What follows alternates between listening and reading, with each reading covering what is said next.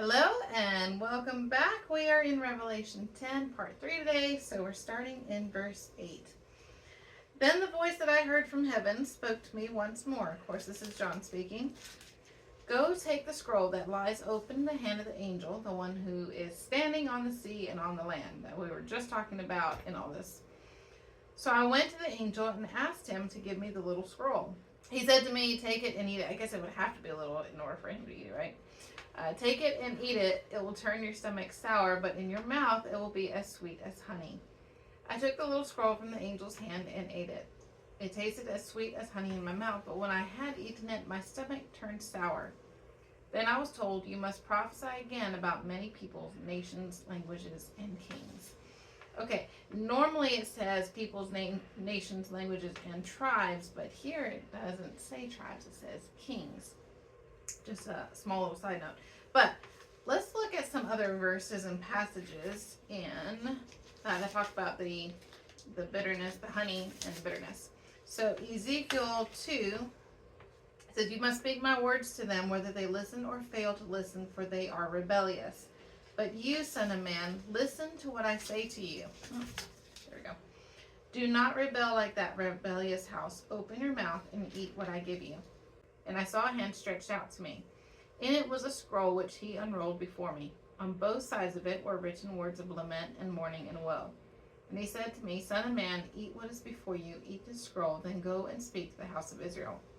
So I opened my mouth, and he gave me the scroll to eat. Then he said to me, Son of man, eat this scroll I am giving you, and fill your stomach with it. So I ate it, and it tasted as sweet as honey in my mouth. And then he said to me, Son of man, go now to the house of Israel, and speak my words to them. You are not being sent to a people of obscure speech and difficult language, but to the house of Israel, not too many peoples of obscure speech and difficult language, whose words you cannot understand. Surely if I had sent you to them, they would have listened to you.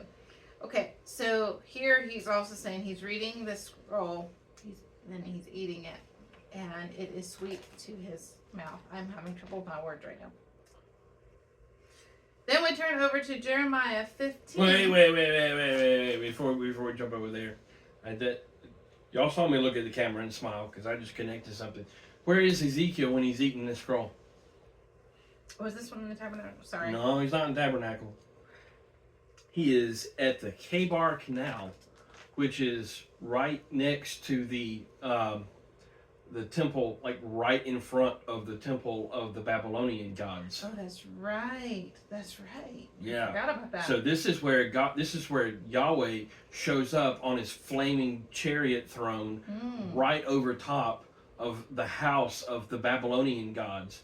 And not just the Babylonian gods, but all the way back to Babel, like Nimrod, from Nebuchadnezzar's Babylon all the way to Nimrod's Babel, because they connected themselves to each other. This is like way back into ancient evil stuff.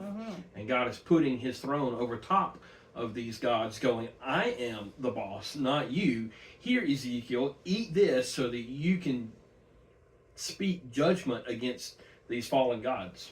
Which is righteousness, to just taste sweet. And then we see this in Jeremiah. And John's doing the same thing. Yeah. Here, John, eat this so you can speak final judgment against these fallen gods. Yeah.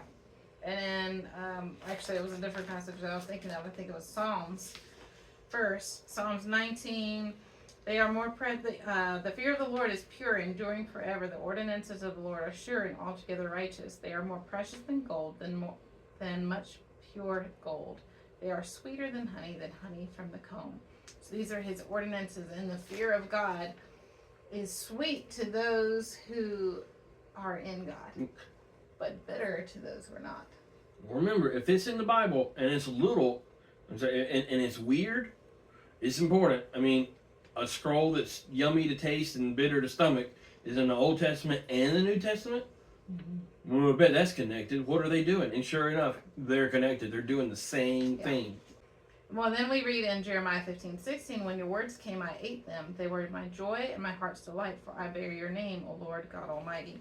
So again, that even ties in because bearing his name, whenever we want to receive his words and we speak his words, we are bearing his name. And John and Ezekiel are both prophets that are giving God's words. And that's the ultimate thing that God does is he replaces the fallen gods on his council with humans. That's the ecclesia, the council. That's what ecclesia is a council. The word for church in Greek is ecclesia, which doesn't mean church, it means council. So he's got a council.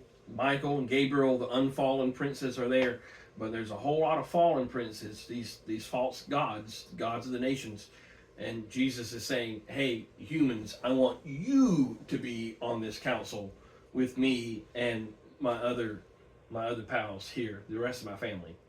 So they're replacing, humans are replacing John, Ezekiel, us, the church, are replacing those fallen gods. Sure, So yeah. your time is done. Well, and of course he ends it here in this chapter at least. I mean, clearly it's Your not. time is done. Your chronos is done. He says you must prophesy again about many peoples, nations, languages, and kings. And those are the things that the fallen gods were ruling over. Yeah. Okay. Any other thoughts on this? Nope, that was a good. I found that one while was you a were good doing your connection, thing. yeah. Okay. Well, we will finish off here. We will pick up chapter 11 next week, and I might do a little side note, like occasionally I'll do tomorrow instead. Any final thoughts? Okay. Join us again tomorrow.